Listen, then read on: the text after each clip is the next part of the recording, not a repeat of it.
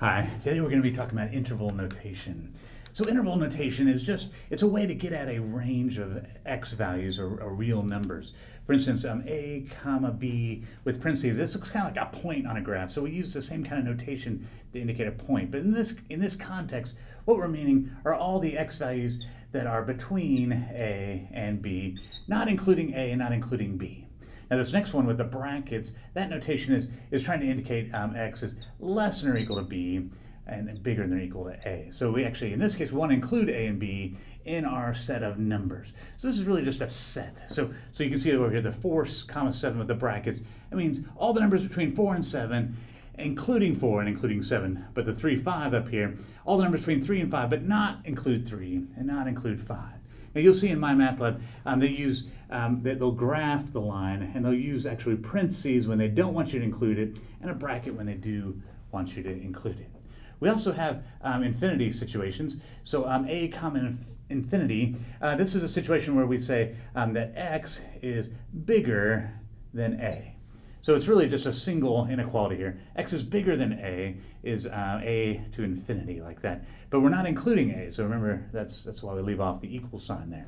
And so those are all the numbers bigger than a. If you look down here, negative infinity to b, that's actually, again, a direction. This means that x is less than or equal to b. So it's all the numbers less than or equal to b, and including b. That's why we put the equal sign there. So in this example over here, negative infinity and minus 3, so all the numbers less than negative 3 and include negative 3 as well.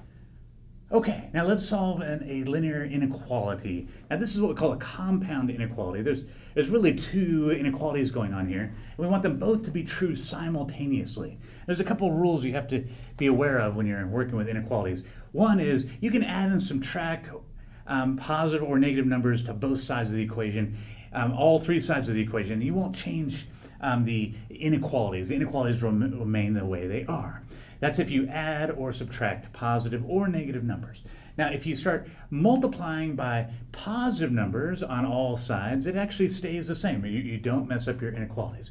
There's one situation, or I guess two situations where it cause trouble, and that is multiplying by a negative number or dividing by a negative number. If you multiply by a negative number or divide by a negative number, it changes your inequality. It like reverses the kind of universe that you're in. So just keep that in mind. That's one little rule. So when we're working with this compound inequality, we're really working with two statements at once, that negative 3 is less than or equal to 1 minus 2x, and at the same time, 1 minus 2x is less than 9. We're going to work with it simultaneously. You work with it just like you do algebraic equations. So the first thing we're going to do is we're going to subtract 1 from all sides of the equation, and like so. I'll put a little line here to kind of indicate that we're doing an algebraic manipulation here, and in this case we're subtracting, and subtracting doesn't change inequalities.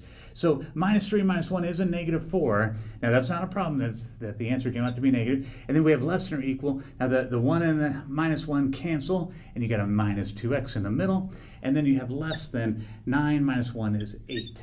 So we have a simpler compound inequality by subtracting out that 1, getting rid of that 1. Our inequality stayed the same because we added or subtracted, which has no problem with the inequalities. All right, now we want to get x by itself. Now in order to do that, we're algebraically going to divide by minus 2 all three sides of the equation, if you want to think of it like that. Now when you do divide by a negative number, it does change your inequality. So I will put a little space there. And do it all at once here. We've divided by a negative number, so now we need to switch this to greater than or equal. We need to switch this to a greater than sign.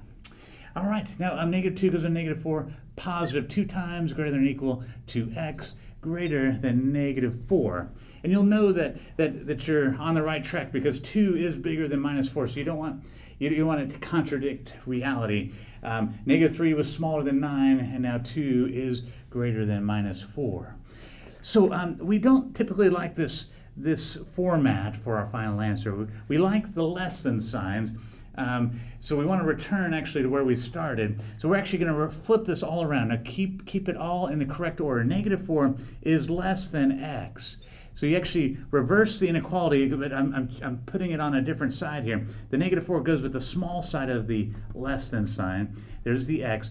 And then the x is less than or equal to 2, less than or equal to 2. This is the compound inequality we want to work with.